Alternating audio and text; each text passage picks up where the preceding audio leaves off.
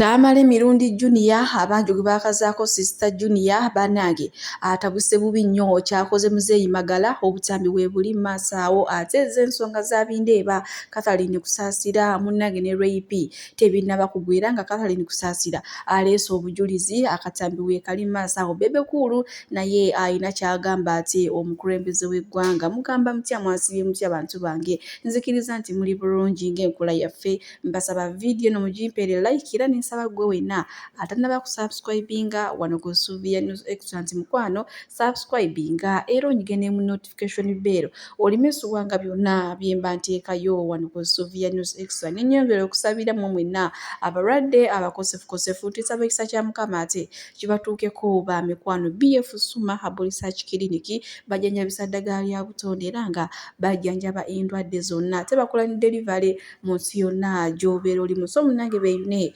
obakubireko weefunire obulamu obujja sigenda kulwisa era nga munnange agaleero tugatandise ne Bebe Cool mulina maaso awo ng'awaana omukulembeze w'eggwanga nti ye yalabye bantu balina mutima mulungi ono ye obulamu bwe bwonna abadde tamulabangako nti ono omusajja agaba omukulembeze w'eggwanga agaba n'agabira n'abalalu agabira n'abalalu kati mmwe gye mugambira mbu tagabaayo n'omutima omubi simanyi biki eyo byammwe naye ye Bebe Cool amuwaana byansusso mulina maaso wano nammwe kamusooka ate mwerabireko akatambi muyinza okugamba biki Sylvia News nze nkola ne President Museveni sikola mu gavumenti naye nkola naye nkuze naye ebintu byensinza omuyigirako kye bayita okugaba kuba n'omubbi amuwa n'amulimba amuwa omanyi lwaki bw'obeera omukulembeze oli mukulembeze w'ababbi w'abatuukirivu aw'abampi ow'abawanvu ow'abazungu oba muntegeera entebe eyo kitegeeza buli akuli wansi gw'omutwala kati oli bw'ababba osooka ne weebuza n'ogamba lwaki abba osanga takola ki talina so ekifo ky'omukuba omulabirira siri kuba n'abayaaya abatwala ezaffe ate ez'obulumi ndi kukugaba oli kyali nagenda okuba agaba neegaba n'agaba n'engalo n'azigaba kakati singa ffenna tuyigirako okwo ku ky'okugabana bibadde ebigambo bya Bebe Cool ng'ate awaana omukulembeze w'eggwanga nti ye yalabye bantu bagabi bantu balina kisa bantu bafaayo eri bannaabwe awo omukulembeze w'eggwanga ono ndowooza mu nsi yonna akwata kyalubereberye sigenda kwongera mu byange wabula tutwale ekyo kye tuwulidde okuva ewa Bebe Cool bwe tweyongerayo ne Vivian Tendo ono nno ng'avuddeyo n'akatyemulo oba n'atutegeeza nti 2026 emityana munnange y'omu ku bagenda okwezimbawo ku Bwawumani MP kale wetulira munnange abakowodde mu mulonde ekirungi abagambye nga akaseera kakyabuzaayo emyezi gijo ekibulwayo ate okulonda ye temwekwasiriza mukyala mufumbo alina omuhazibandi we so temugaana ate kumulonda nga mwekwasiriza tali mufumbo abafumbo tetubalonda biki no bwetweyongerayo ate ku nsonga za bindeeba munnange nno Catherine Kusaasira agambye ye tagenda kusemba nakyo azzeemu olutalo n'alusitula buto ye agambye ekyasinga omuluma yebindeeba ebintu byabwe byali ebyekyama bye baali bakwese nga bakukulidde kyokka ate ye kwe kuvayo n'abiyingizaamu omwana we agambye tasobola kukyebeera buli wabirowoozaako nga zino ensonga ziyingiddemu omwana we mbw amafumu gamufumita ku mutima we atabeera n'obulwadde bwo amasavu gayinza okuddamu ne gakomawo ku mutima kale muyina maaso naye nga agenda okuba nga agazibudde bindeeba banaayi mbu si musajja mwangu baakola ebintu ayo mukyama kyokka ye n'asalawo abiteeke mu public era munyiivu byansusse eri bindeeba waliwo akatambi akafulumanga waliwo omukyalo ono akola ku TV bamwita Rape era nga omukyalo wa bindeeba ali mu maka nga yalinga nga ayogera naawe osobola tutangazaako awo ze yakola awo ng'agamba nti mwali mulina kuba playing oba ki ebifaananyi ebyo byali mu simu yange videos zali mu simu yange ze twakwata emabegako era waliwo n'ebifaananyi ebyafuluma ndooza mwalaba nalina ku kisaawe mukulu bindeeba namusagaga ku kisaawe netwekubya ekifaananyi kakati ebintu ebyo esimu yali yange kubanga nze nasooka mbiraba ku stekasiyo ku ya TikTok nga kuliko ne bafinera era their friends abaana Rape mukwano gwa finera n'ebifaananyi bisinga ndoza mbera kuba ku TikTok za mwana wange batubiteekako mukwano gwe sitalinaako buzibu simwinaako buzibu naye ebifaananyi ebyo bwe byalina byekagira ku gundi then waliwo omuvubuka bamuyita bana bahandulenga gundi zaffe peji zaffe namuwa password yange eya Google account ndowooza najjamu ebintu ebyo bwenfuna oba byasirikinga yes kakati nze bwe bankubira esimu n'essimu yankubira nali sigimanyi ngenda okulaba nga njogera kati ngenda okulya nga bwe nali njogera namukulu nagamba nti kakati lwaki mwatadde neŋŋamba bannange nga njazaako okubannyonnyola omanyi ndi mukyala atapapira bintu bwe yagezaako okuba nga nnyonnyola ngenda okulya ne madamu emabega ng'akola ki ng'atandisa okwogera nensalawo nsirike teyakuwa time eyogera because they were busy recording for content era nakyewuunya bwewuunya okulaba nti baali barikodinga ngenda okulya nga ka audio kakoze eki kaliikinze naye nze nali njagala nkimunnyonnyole bulungi kubanga nze mukulu Ben bwe bayita Bindeeba aba Raymond nze simwagala nga kumbulamu bwange. He's just my friend. We are friends. We are just friends. Era musajja mufumbo nange ndi mukyala mufumbo. Eryo owa mwami wange. Fred Seruga. Mwami Fred Seruga. Omu bwati antegeera atali nsuubirayo nti ndifuna omusajja antegeera nga mwami Seruga ate sikyano bawonyawo kati kuba bawonyawo ebifaananyi byafuluma ng'akunoonya ku airport champagne ziriki ng'eno maana abantu bali mu ntalo weerise bwe bali mu kunona mu gatiibo abula bannange kati naye kyensinga okwebaza ku luno oluyimba njagala kubategeeza kusooka ddala mu bintu bye njagala obagamba nti omukulu Bindeeba mwannyinase mukwano gwange kwagamba mukwano gwange kyenyinza okubagamba nti ate nga ndudde naye ebbanga ddene nga mukwano gwange ndowooza okuva 2012. That's 11 years ago.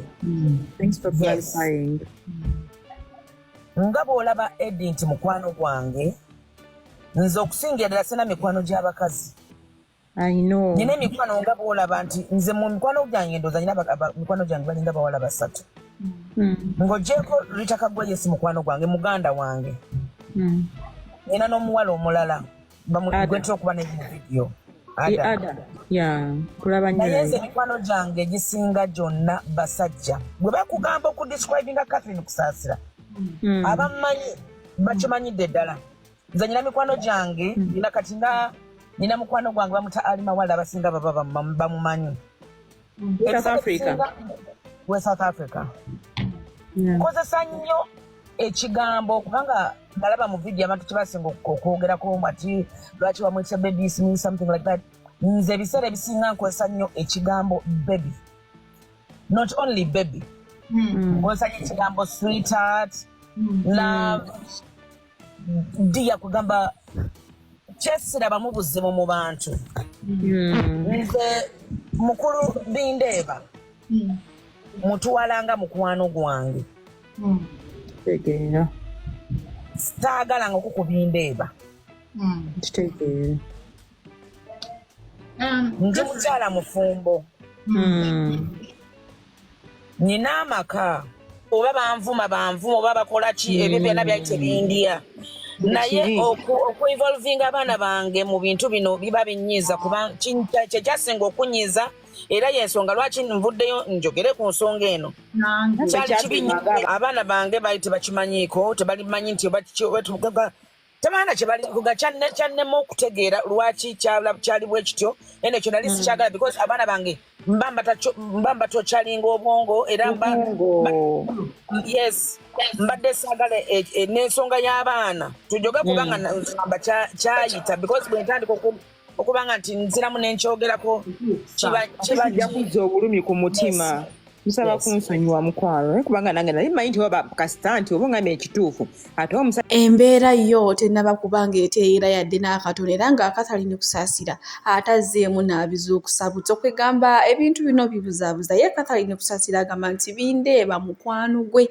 tebalina nsonga yonna eyalaavu kyokka ate agali mu nkuwo kiraga nti baali mukwano era balina n'omwana era bindeba yagenda n'ayanjula mba Catherine Kusaasira ate buno obudde yagamba butabeerangako bbaawe wabula just mukwano gwe mbuye tayagala mikwano gy'abakazi kubanga balina eŋŋambo ogamba si banguye yasalawo okukwatagana n'abasajja kale bwe tuli ku sayidi ezeyo bwe tweyongerayo ne Brisha Cash munnange mulina maaso wano ng'ate akaaba amaziga amayitirivu ennyo ng'ennyaanya oluvannyuma lwa Nagudi oba Donasia okumutambulirako ebbanga eriwera ng'amufuma ng'amulangira ebigambo ebimpi n'ebisongovu ngenda kubanga mubateerako maaso wano ate tusobole okweyongerayo n'agaaliiro emerako Donasio nemeddeko Donasio nemeddeko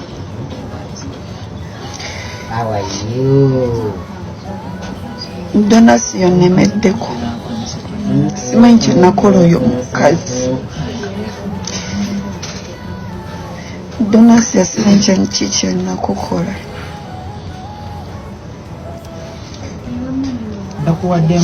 kukiba kyakola mwaka gumulamba nga maybe oyagala ssente nsobola okukola ssente nenzikuwa n'onvaako nemeddeko Donasio nemeddeko wankabya nga ndi Uganda wakabya mama wange neeno nkabirizaayo naye kale katulabe gye kikutwala nali nagaana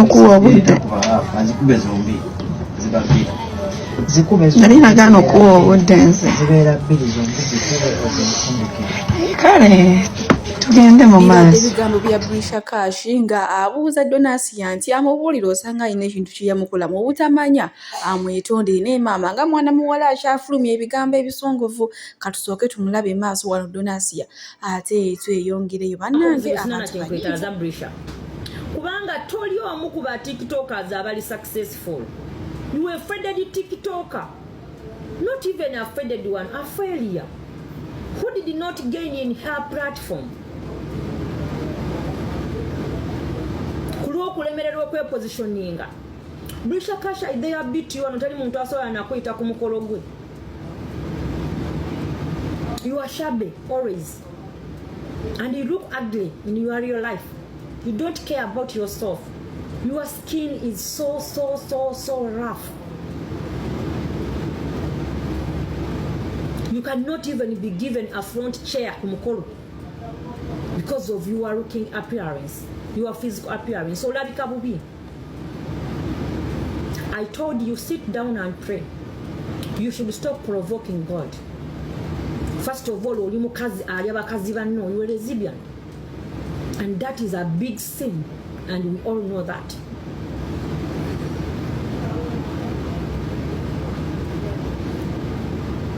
kati ndatona elijja nkuwala n'oliko ki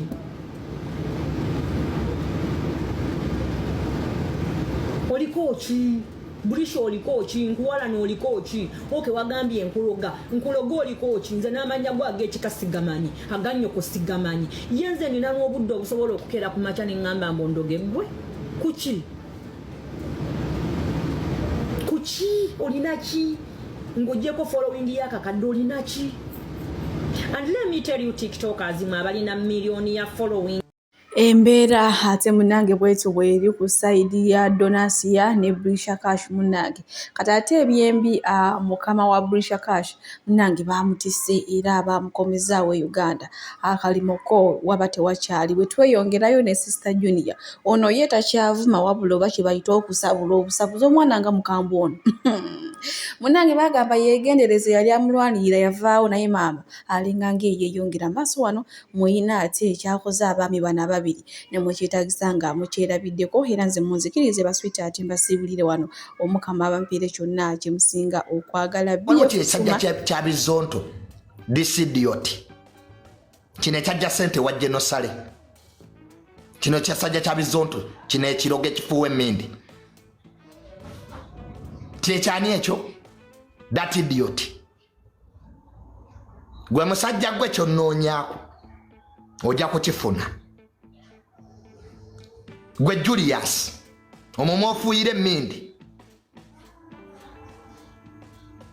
nga wava mu bwa Ssaabazonto wafuuka Ssaabazinyi kibeera awo kindisikasingako gwe Julius olina omwana nenkana gwe Masiikini tonnayiga nakwoza ndawe yaggwe kutukula kirina ekiri ekisajja kimagala gwe magala neesonyiwa mwekyo ekitwe kikula ensujju nze siri mwana wa nnyoko aga amagezi mugende mugawo abaana bammwe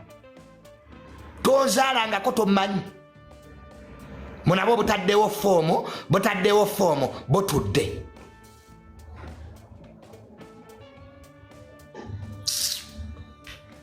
nze ekyali mu leve zituula mu buti ku myaka egyo myaka nkaaga muli mu buti tolina wadde essabo mwosolooza basajja bakulu kwebuza amagezi muwe emyaka gyammwe ekitiibwa gwe Julius egyo emyaka gy'oliko singa oli musabo oyenga ddagala nako kataddewo obutebe n'ekino kimagala olina ebyoya mu matako musajja gwe naye lwaki teweewa ku kitiibwa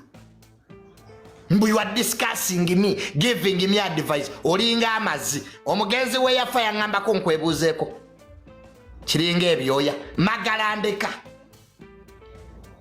bisajja mwe muli birogo muli abafu mwe wamwe temulina bijja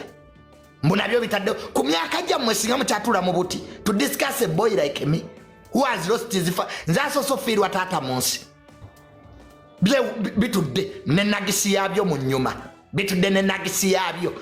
Jeniya negendereza ani Masiikini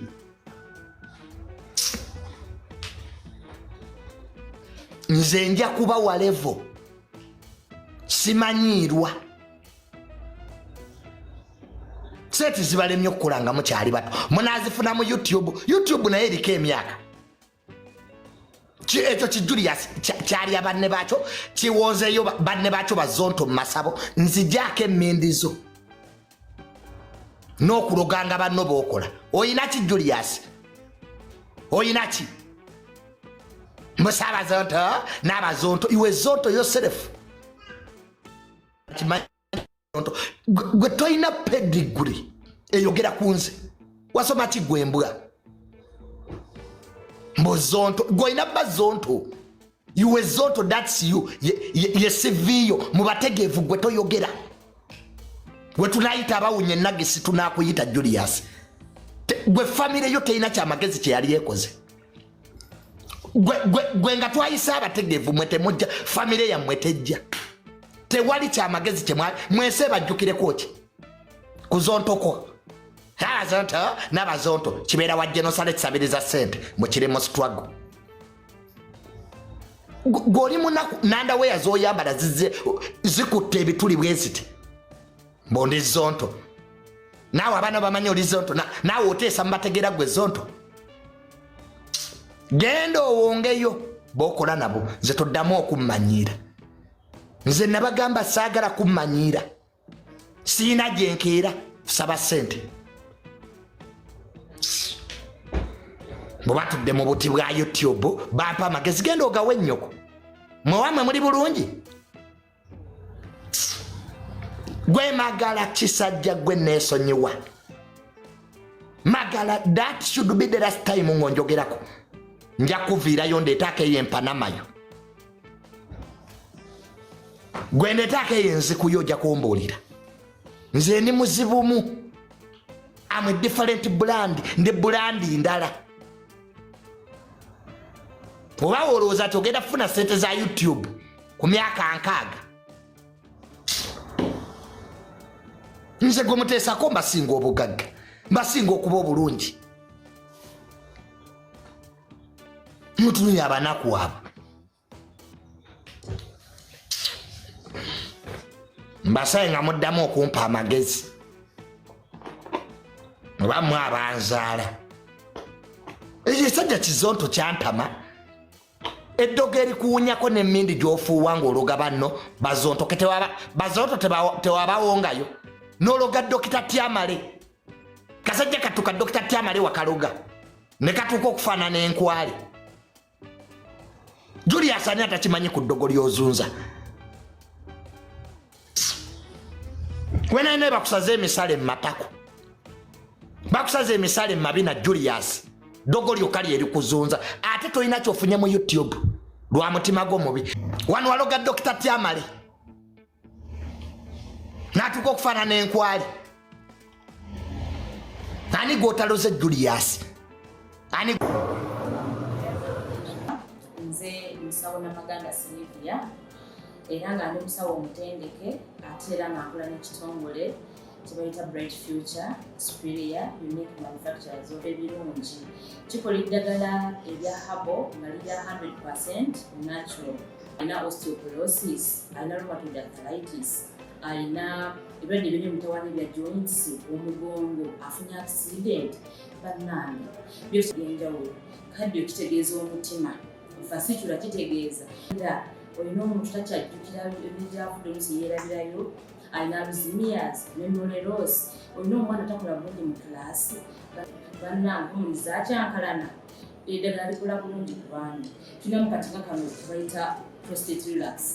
kano akadagala kayamba abaana okutangira prostate cancer kabayamba alina prostate enlargement bana olina kansa atandikiriza ali mu stage esookola ey'okubiri mugambe oba sisitawo oba bradawo oba mukwano mugambe ajja kusangala kufefano tagenda kuddamu kulowooza ku ebyo ebirala enkwaso ze tezimala kamuyamba okuyingiza enkwaso ze nokukyawo bannange tulina expowerman wabanga alina enkwaso ze tezimala kano kayamba okuyingiza enkwaso ze afuna premature ejaculation bwaba tuse mu kisaawa amala mangu kano kandida oba any harmful bacterias